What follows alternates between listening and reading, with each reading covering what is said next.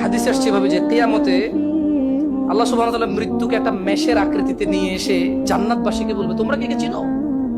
বলবো যে ইয়া রাব, আমরা চিনি, ও মৃত্যু। জাহান্নামবাসীকে বলবে, তোমরা কি ওকে চিনো? বলবো যে ইয়া রাব, আমরা চিনি, ও মৃত্যু।